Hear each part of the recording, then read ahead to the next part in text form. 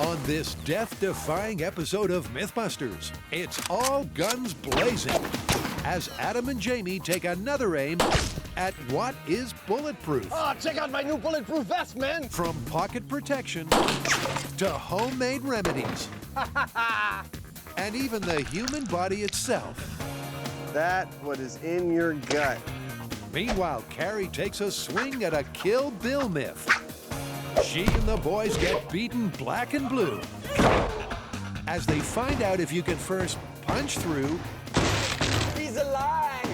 And then climb out of a coffin that's buried 6 feet under.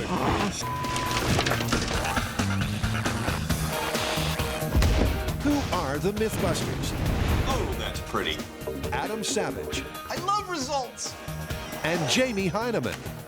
Bye-bye. Between them, more than 30 years of special effects experience. Arise, my son. Joining them, Tori Belleci, Is this as disturbing as I think it is? Grant Imahara, Have you lost your damn mind? and Carrie Byron. That was a rush. They don't just tell the myths, they put them to the test.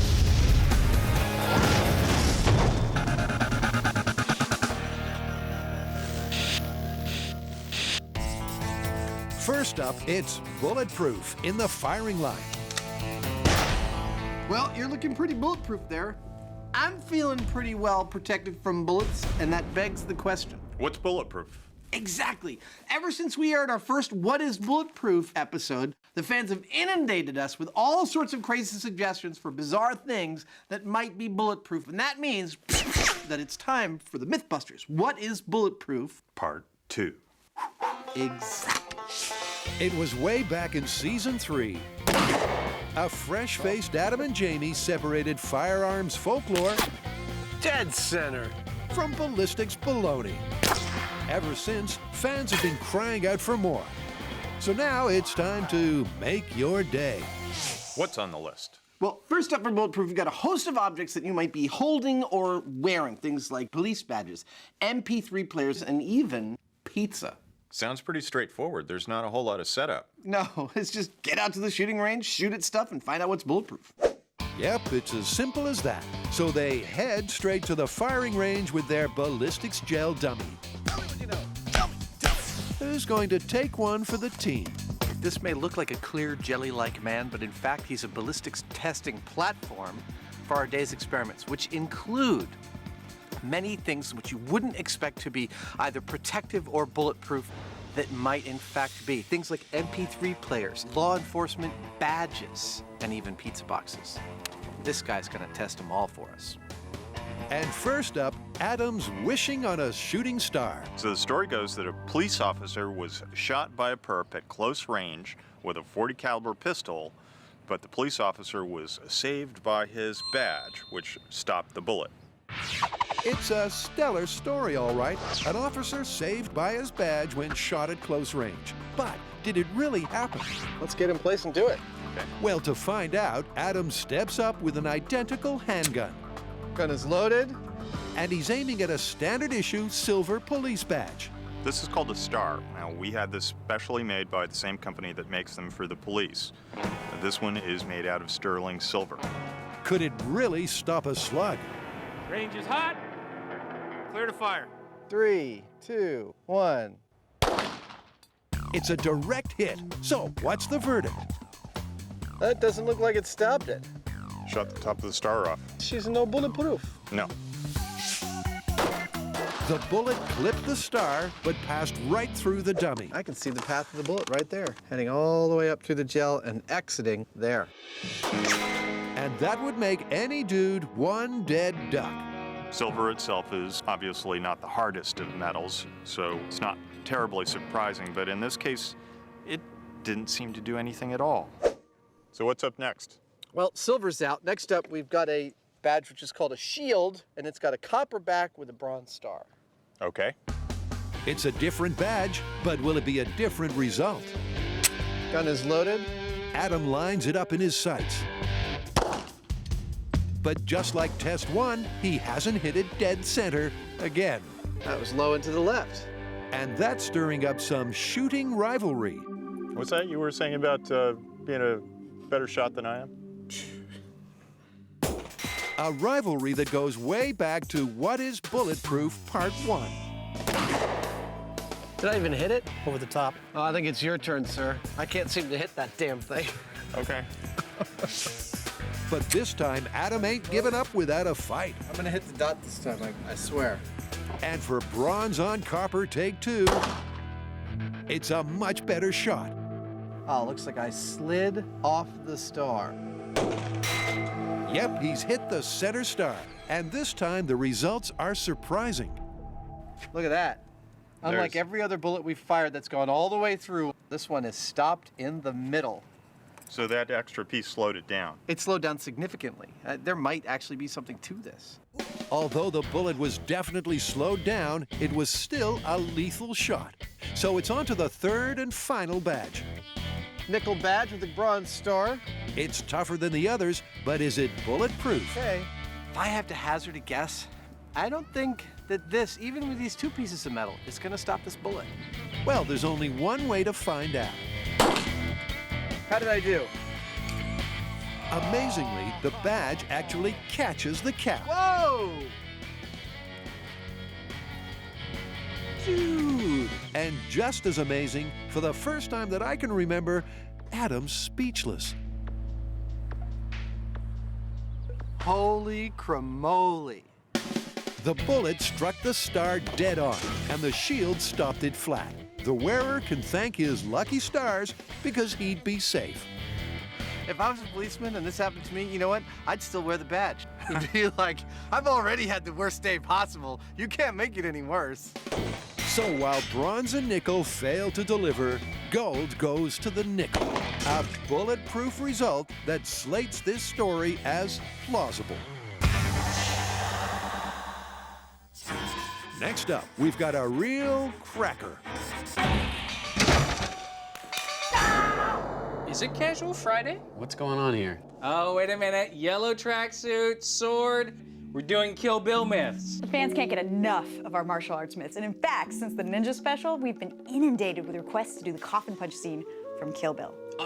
That's the scene where she's buried alive and she punches her way through the casket, climbs through 6 feet of dirt with her bare hands. Right. No sword, right? There's no sword. Okay, put the sword down. Yeah, don't hurt yourself. It's a chilling scene that nightmares are made of, as our yellow-suited heroine literally gets buried alive. Trapped 6 feet under, escape seems impossible. Unless, of course, you are a trained martial arts assassin. So, undeterred by being interred, our heroine uses a series of 3-inch power punches, cracks the casket, worms through the soil, and lives to take her revenge. But is such a death-defying deed really doable? All right, you guys, how do you want to test this one? Well, I think the biggest issue is going to be the fact that she didn't have a lot of room to punch. She only had about 3 inches. So we have to see how much force you can generate from just a 3-inch punch. Then I think we should get a real coffin and see how much force it takes to break through that. All right, well, assuming we can punch through the lid, then we need to find out if you can dig through 6 feet of dirt with your bare hands. Well, before I even get to that, how are we going to test force? Last time we tested the force of a punch, we almost broke Tori's hand. Yeah. Okay, well, I got a brand new technique. I guarantee you no one is going to get hurt. Last time they tested punching power, Grant's invention busted more fists than myths. So this time, he's gone high-tech. I've got a tech scan flexible sensor, plugs into a USB evolution handle, and that goes into my computer. And the computer will be able to record the exact amount of force applied to the sensor. Once the sensor records the punch, the computer then converts the blow to pounds, giving a total amount of force applied. So, armed with Grant's weapon of choice, You ready for the fury? it's time to test what power of a punch the guys can pack. Our very own Italian stallion shapes up first with a full-arm jab. Go. Nice. Ooh, look at that. Okay, stand by. And Grant's reader records the result. Okay, so it looks like your peak there was 1,430 pounds. Ooh. But of course, in the movie, the heroine only had 3 inches of punch power to bust through the box. So Grant resets and Tori refocuses, this time from 3 inches. Did it register? It did register. 781 pounds peak. What? Are you serious? With Tori down for the count, the others see if they can do any better. But punching prowess is notably absent. Boom Boom Belechi, 785 pounds. Knuckles Byron, 362. And Iron Man Imahara, 612. You know, that's not a lot of power. But you know what? We're not trained martial artists. And in the movie, she was. So why don't we find a real martial artist, see if he does any better than we did. Let's go. All right. With our trio unable to punch their way out of a paper bag, they head off to meet a real punching pro, mixed martial arts maestro John Fitch.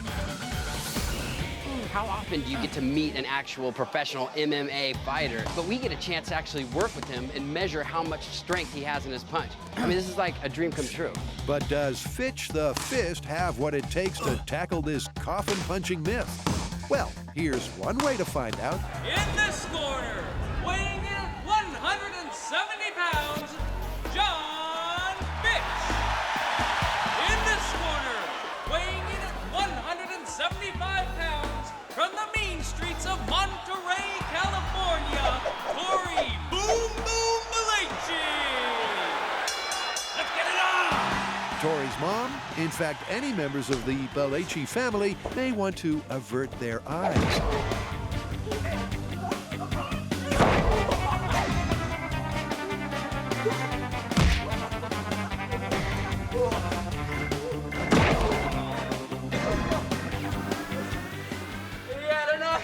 Yep, in less than 1 minute, Boom Boom's doomed. That's it. Good night. Meaning Fitchy's the fighter they're after.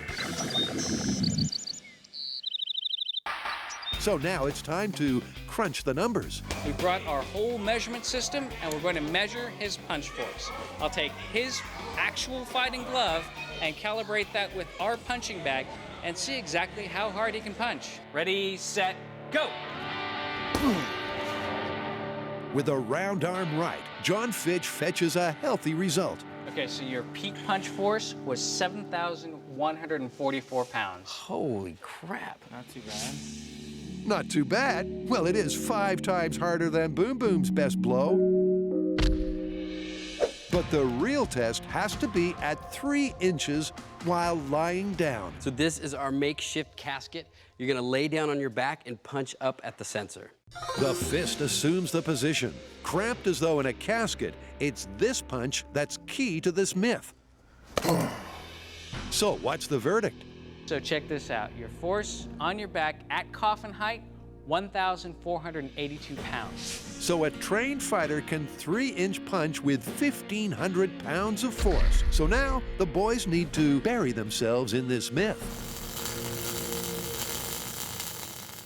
Out on the range, the Mythbusters have discovered that a standard issue police badge can block a bullet. So what's next? Next, we got another relatively hard object that you might find in the average shirt pocket, the MP3 player, supposedly stopped around from an AK-47. Looks like a little bit bigger of a target. You think you can hit it? Yeah. I think I can hit it, old man. Let's go.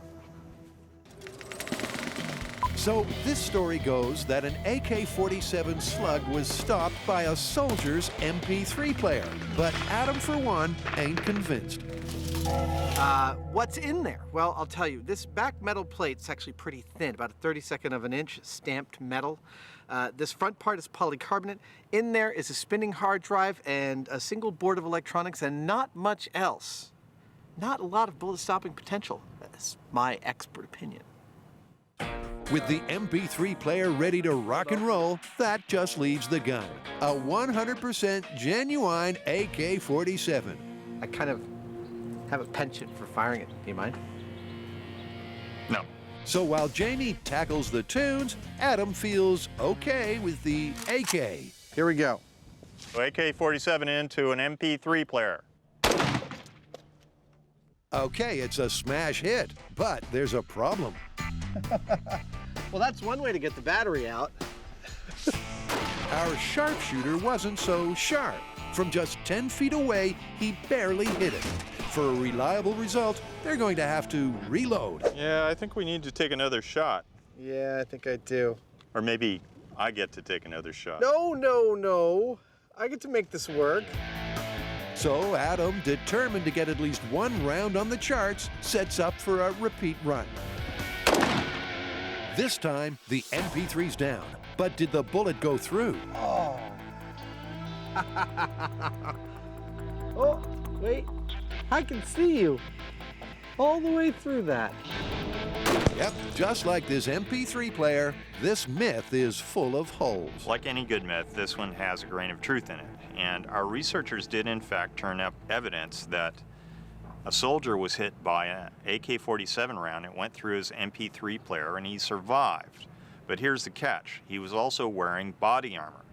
Now, body armor, MP3 player, what do you think stopped the round? My money has it on body armor. And after all that sharpshooting, time to tackle an even tastier tale. Supposedly, pizza delivery boy finds himself being fired upon by a shotgun, holds his bag of pizzas in front of him, and it saves his life. Okay, well, let's lock and load. How's this for pizza pizzazz? The story goes that a delivery boy peppered by shotgun pellets was saved by 3 pizzas. Well, not just his pizzas. Don't forget about the warmer pack. We've got your standard pizza delivery insulating bag here with some heavy synthetic fabric, webbing, some stuffing for insulation, inside satiny kind of synthetic, 3 cardboard boxes full of 3 pizzas, that's 6 layers of cardboard. It's a lot of stuff to get through, but something tells me, little bird just tells me that it's not going to give that shotgun blast much resistance. But that all depends on the shotgun rounds you choose, something that's mysteriously missing from the myth. My guess is that he would have been shot with bird shot, and that's what's in here. It's a really fine shot, little tiny BBs, and these aren't going to have a whole lot of penetrating power, so I wouldn't be surprised if pizza will stop them sooner or later. And of course, pumping pellets into pizza is not exactly normal practice. Here's what I want you to think about when you're shooting that pizza, right? I want in your brain to think that you're angry at that pizza, and I'll tell you why, because there's pepperoni on there, and you're a vegan. I know you're not a vegan. You're gonna have to get into a vegan mindset. You're violently vegan. So, revved up by Adam's pepperoni talk, Bird shot into 3 pizzas. 3, 2, 1. Jamie bangs off the bird shot from 10 feet. Dude, not a lot made it through that pizza box. In fact, only about a half dozen BBs made it all the way through. I see, this is number 1, this is number 2. Both of them, stuff is going through. Number 3, it's more like a wad of pizza meat. With lead in it. I don't think we can call it definitively lethal. Dangerous, yes, but I don't think we can call that a lethal hit. It seems like this actually did something useful against birdshot. I would say so. Another reason to love pepperoni pizza! And that's probably what the pizza guy felt too. But what about if a badass shot buckshot, not bird shot? These are effectively like plain old bullets, and they'll penetrate quite well. Buckshot in 3, 2, 1. So, how did the buckshot stack up? 1, 2, 3, 4, 5, 6, 7, 8. They almost all of them, if not all of them, made it through. Yeah. 1. With the buckshot penetrating with ease, the Mythbusters can't help but take this one to the extreme. Both Jamie and I are now compelled to answer the following burning question, which is, how many pizzas does it take to attain something that is totally resistant to buckshot? And that's what we're about to answer. Call it random, but they pit 15 pizzas in 5 warmer packs against a 9-pellet buckshot blast. And Jamie's getting a real taste for it. 1. They unleash pure buckshot power. But did it make it through? Box number 1. And what do you know? The buckshot cleared the crusts clean through to box number 5. It didn't make it through the back. Wait, we gotta open this up. Pizza number 14. Oh, it stopped. 14 pizzas. So it kind of worked. The buckshot stopped at pizza number 14. But would it sell as a bulletproof vest? Oh, check out my new bulletproof vest, man. Oh, you cannot mess with me.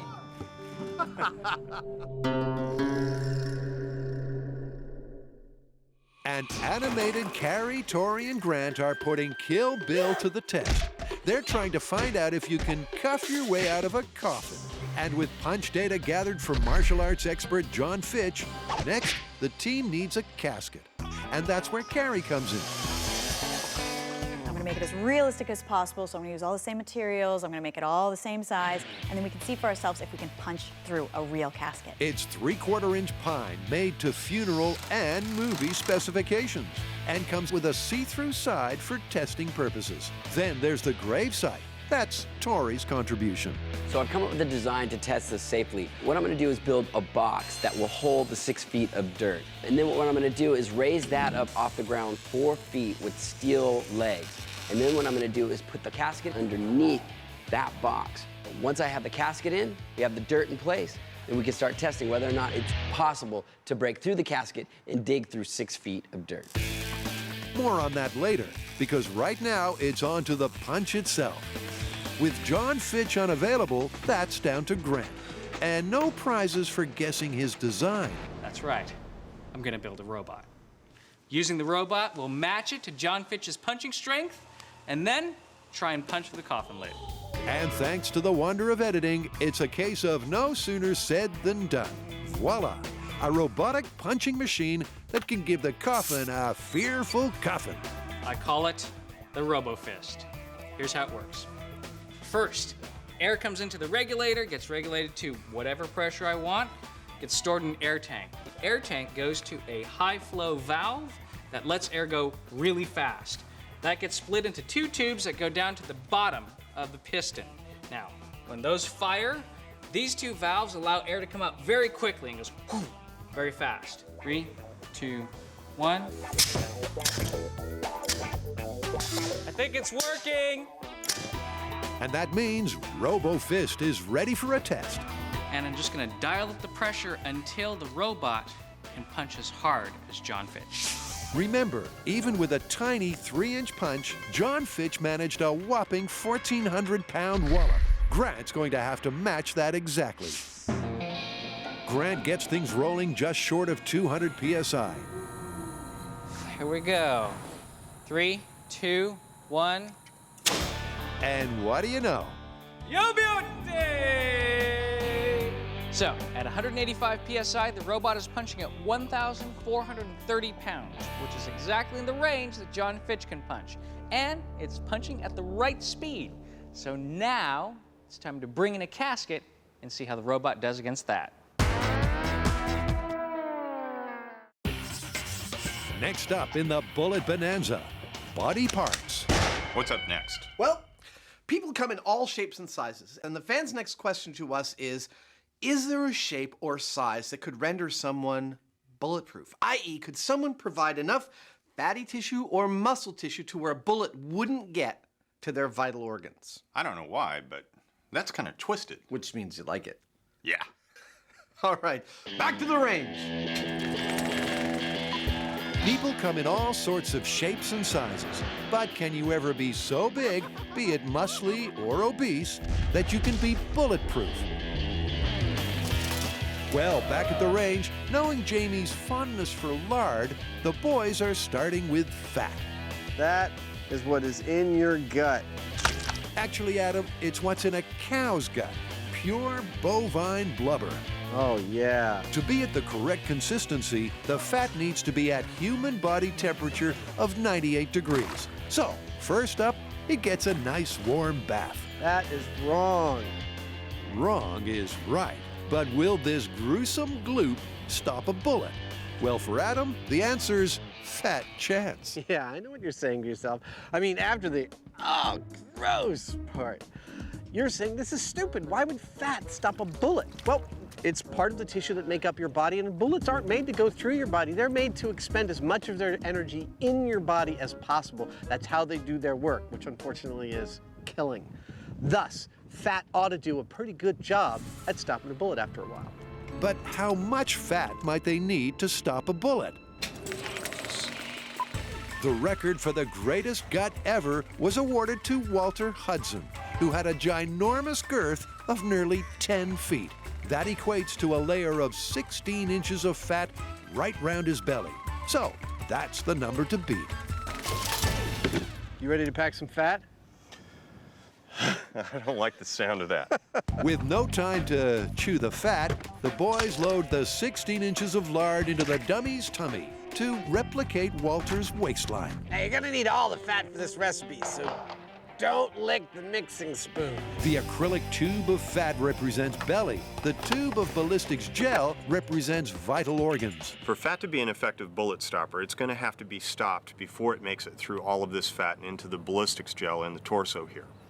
Is it going to actually do that? My guess is it might actually make it through. To ensure they hit the fat Frankfurter head on, they set up a remote firing mechanism, laser aimed for accuracy.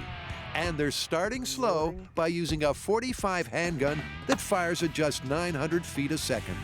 Which means, if this makes it all the way through our fat and vital organs, every other kind of round we could fire would as well. In other words, if the world record amount of fat can't foil the slowest slug, it's Mayday for the Myth. Eyes and ears, clear to fire. Firing in 3, 2, 1. Well, nice clean center hit. Ah! We made it all the way through. So not only did the fat not stop it, the internal organs didn't either. It went right out his back and kept them going. So there you have it. The idea that an obese human is carrying a homegrown bulletproof vest is blown away. So the question, will fat stop a bullet? Sure, eventually, but not in anything human. So Adam and Jamie move on to a more meaty medium. Our stunt double for muscle today is going to be what's called knuckle meat, or top round, and it comes from the rump of a cow. And how much rump is on the table? We found a guy with pectorals that were 3 inches thick and biceps that were 11 inches thick. And then we posited, what if you were shooting at him? And what if he then took that massive bicep, put it in front of that massive pectoral, and became superhumanly bulletproof? It's true that bodybuilders with all that rippling muscle sure look tough. But are they tough enough to stop a bullet? Firing into muscle with a .45 caliber in 3, 2, 1. The bullet made a neat entry hole. But did the muscle man make it? Dude, check it out when I move it. Yeah, I can see it clear as day. That's an exit hole. And that it is. Yep, sure enough, it too is busted. So, muscle didn't even do it. Muscle nor fat. No part of your body's gonna make you bulletproof or superhuman. You're gonna have to give that plan up. So I can't stand there and go, I'll deflect the bullet. No. Let's go home.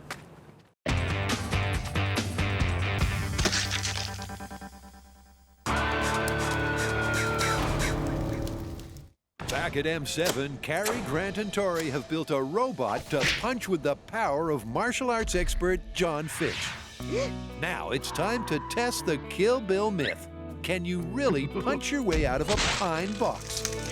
Well, first, Cary finds out that in confined space, nobody can hear you scream. How you doing in there? Can you breathe? Real funny joke.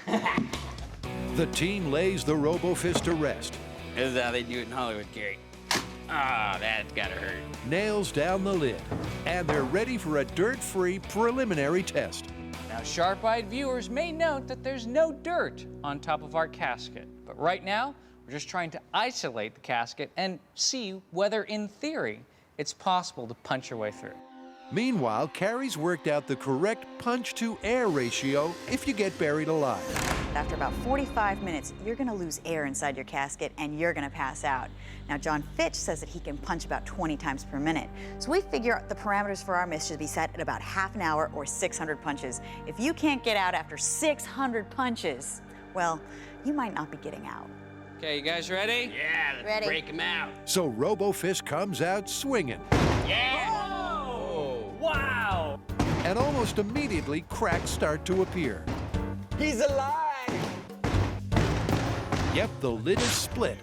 Punch through!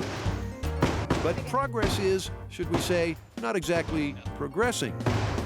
That crack looks like it's wider. Kinda.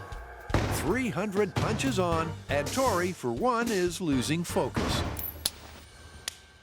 Tails. But after 30 minutes, the Coffin Puncher would be on his last legs, so to speak, with very little air left. So Carrie rings the bell on the final round. 600 punches, and it still didn't punch its way out. Yep, the casket cracked all right.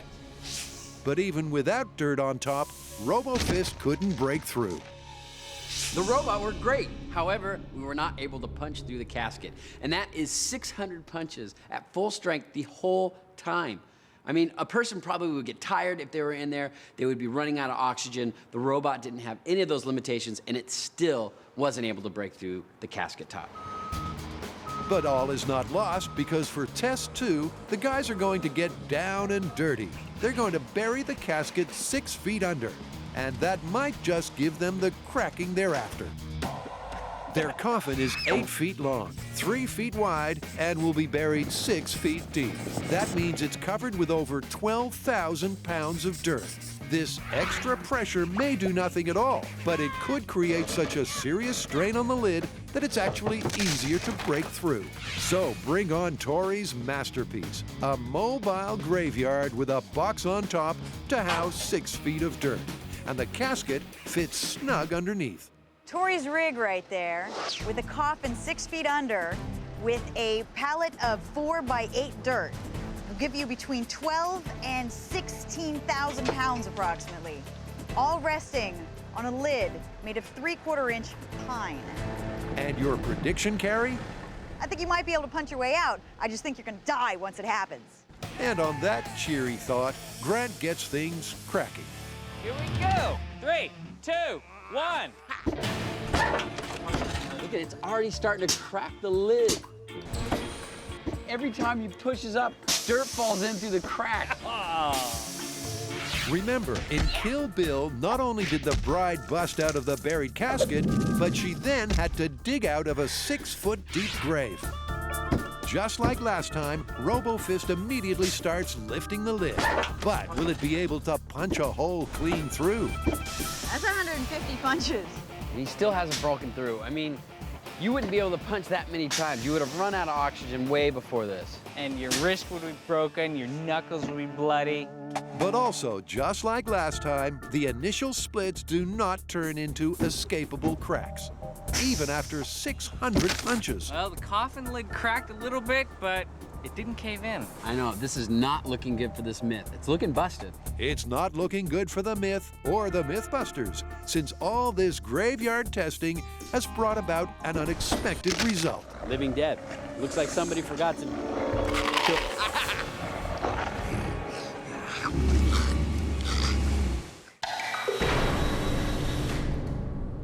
The Mythbusters have come out all guns blazing. They've been testing what is bulletproof. And that's got Jamie thinking. You know, I was thinking. Uh-oh. Yeah. I was thinking that we've got so much stuff laying around this shop that we could roust something up that is not terribly exotic that we could make bulletproof armor out of. Homegrown bulletproof. I love that. You've already got some ideas, I'll bet. Oh, yeah. All right, I reckon I could come up with something. Let's do it. So with their myths checked off, Jamie's issued a challenge. Can the Mythbusters build a slug stopper out of everyday materials? Well, first up is Adam, and he reaches straight for, custard? This is just cornstarch and water, and it's known in science circles as a non-Newtonian fluid. And I'm thinking its property of acting sometimes like a solid and sometimes like a liquid. As illustrated to perfection in the Ninja Special. When Adam's son jumped on the cornstarch, it immediately hardened, so it supported his weight. When he stood still, he sank like a stone. But will it be strong enough and act fast enough to stop a bullet? Meanwhile, in the other corner, Jamie's foregone custard and focused on soda. Well, the can at least. What I'm noticing as I crush this can is that it's getting progressively more resistant to me crushing it.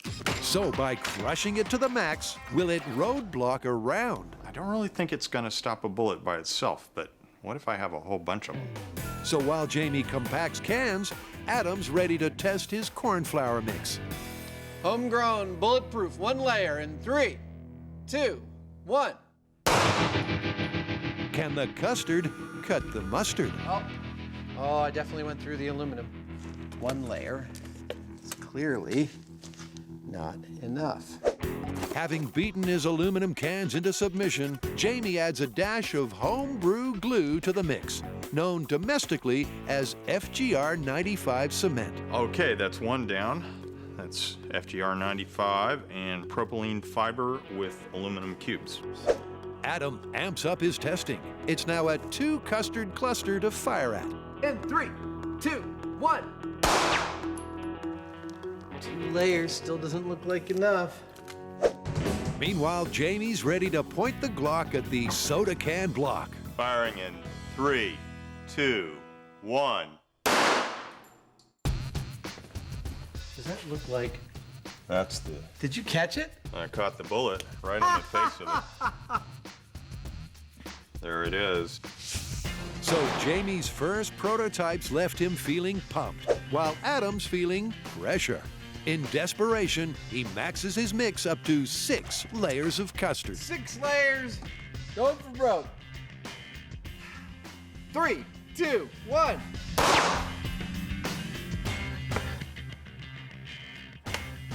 Nothing. Looks like the same size bullet hole. So cornstarch as a bulletproof material?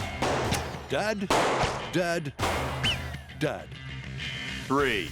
Meanwhile, Jamie's testing has now shown that cement with fiber in cans is okay at stopping a 9mm. It collapsed the aluminum, but it did not make it through. But he wants more, and a sudden restroom renovation revelation delivers the solution. Even though I'm kind of attached to my recycled aluminum cans, I'm going to try these tiles. They're hard. I think they might break up a bullet, and they come ready to go in these nifty little sheets, just like armor plates. They test it out and...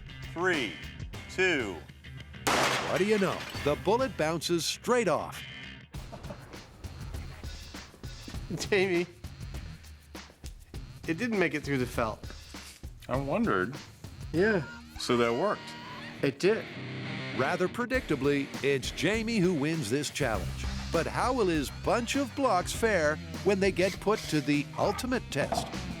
Let's get out to the shooting range.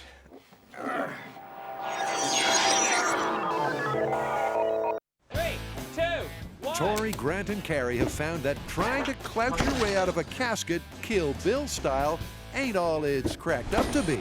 But as a potential final nail in this myth's coffin, there's one last part to test. Now, we busted the part of the myth where you could punch through a casket. But now what we're gonna do is we're gonna test the part of the myth that if you did bust through the casket, could you dig through 6 feet of dirt? So what I need to do is I need to reconfigure this rig here so that we can get inside of it and safely try to dig our way out. Now, if the movie heroine was superhuman or the coffin lid riddled with woodworm, maybe she could have punched through. And if so, could she then have escaped? To find out, Tori replaces the casket lid with a sliding hatch to hold back the dirt above. All right, so this is the trap door. It's gonna open like that, and then we'll start digging our way out. He's also built an acrylic casket with a specially designed escape hatch that's all ready for a trial run. So the new casket's in place, and what I'm gonna do right now is just test the trap door and see if it's working. Oh, it works. And I'm out safely. Well, sort of safely. Better than dying. Meanwhile, Grant's got the dirt on dirt. So dirt weighs between 65 and 88 pounds per cubic foot. And we know from our buried in sand experiment that those types of pressures on your chest cavity can get very dangerous very quick. Now, traditionally, caskets are buried 6 feet under dirt. But for safety, we're gonna start out with just 2 feet. But even only 2 feet under, Carrie, for one, is sure Tori's digging his own grave. I have a feeling the coffin's gonna fill up and pin him before he's able to dig his way out. So, pepped up by Carrie's confidence, Tori puts on an anti-crush suit. Yeah, this ought to stop the dirt from compressing my lungs. And, most important, a fire brigade breathing apparatus. Go. Is this how Houdini died? One panicked look later, and it's go time. Be careful in there. Tori carefully slides his way into the coffin as he prepares to literally put his life on the line. You ready? I'm ready. All right, I'm gonna open the door slowly. All of a sudden, this seems like a horrible idea. Tori's burial ritual begins. Carrie releases the trap door, exactly as if he'd been able to punch a hole in that coffin lid. The trickle of dirt begins to fall in on him. Bro, this is freaky. Okay, keep going. Yeah, keep going. Carrie opens it wider, and it rapidly becomes an avalanche. And it's panic stations below. Whoa, stop. I'm all right. I'm okay. I'm all right. The 2 feet of dirt has caved in on him, but there's a bonus. It's opened up a rabbit hole above. Got daylight. Woo! But still trapped, he pushes the dirt to the bottom of the coffin, wriggles, and then scrapes his way upright. And with a massive effort, actually triumphs in tunneling his way out. I'm alive!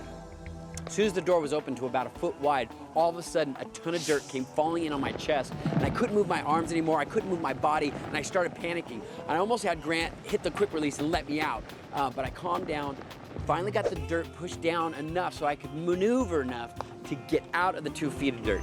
Tori's proved that at 2 feet under, assuming you could open the coffin lid, escape is just conceivable. But the myth calls for a normal burial. Now, our next setup is going to be under the full 6 feet of dirt. Yep, you heard right, folks. Grant is going to be buried a full 6 feet under. But so he doesn't die, his plan is to sit up, not lie down in the coffin. Okay, let's pause for Carrie's prediction. I think about 4 feet. It's all gonna collapse down and completely go pear-shaped. Yep, as with any Mythbusters experiment, going pear-shaped is a real possibility. Okay, Carrie, go ahead. Carrie at last dishes the dirt on Grant. Keep going. Thousands of pounds of soil slithers south. Stop!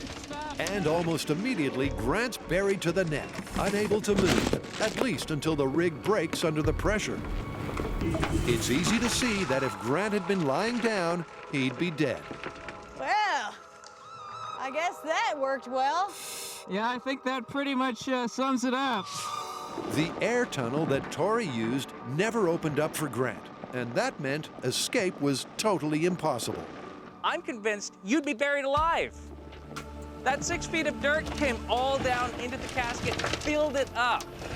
There's no way you're gonna survive this. So let's go inside and put the epitaph on this myth. All right, you guys, where do we stand with Coffin Punch? We definitely have to bust this one. I mean, there's no way we were even able to punch through the lid of the casket, and that's with the full strength of the martial artist, both in the shop and when the casket was buried. Okay, and say you could punch a hole in the casket, and you could punch that hole big enough that you could crawl out of. There's no way you're crawling through 6 feet of dirt. Look how much trouble you had with 2 feet. And I had a mask on and a respirator. Yeah, if you didn't have that, you wouldn't be able to see or breathe. Yeah, so this one is definitely busted. Busted. Busted. I just hope I never get buried alive. Oh, that's what I was gonna get you for Christmas.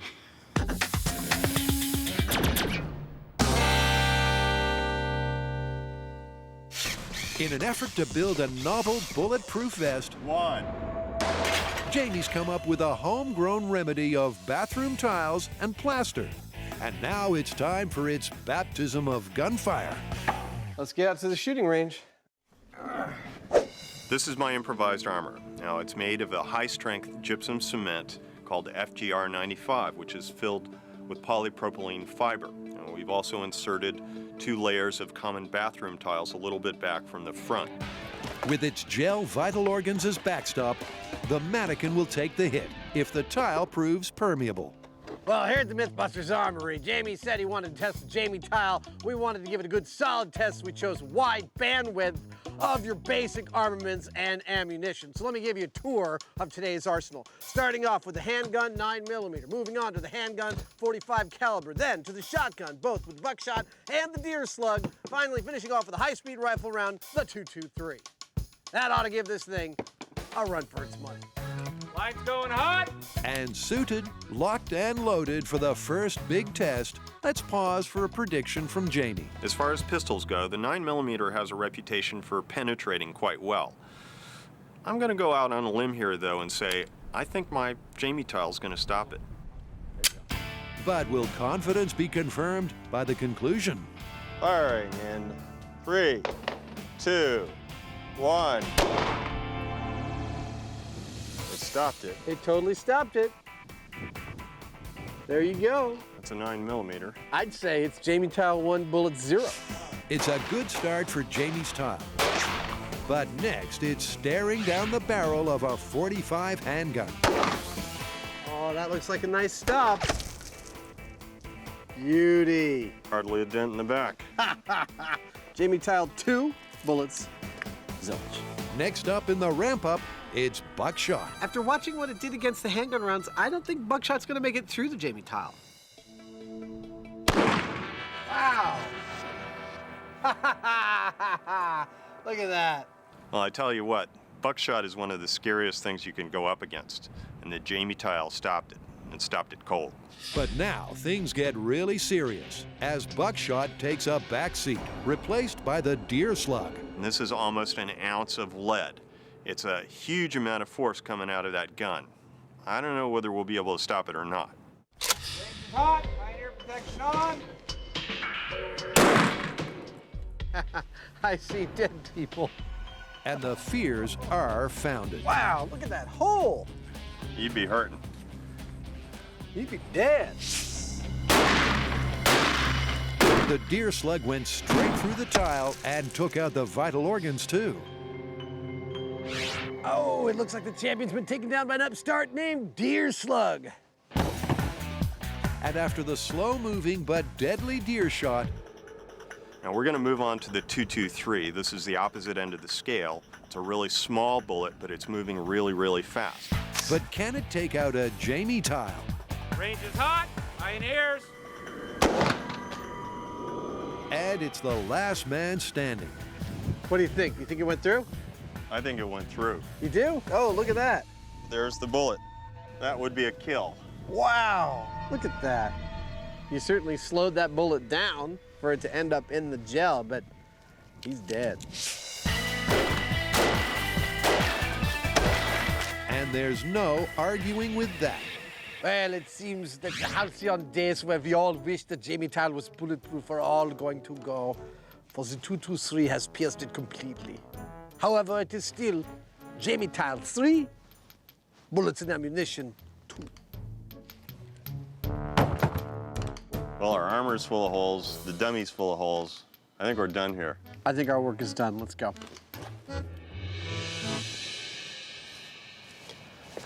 I think I need to try Portland cement next.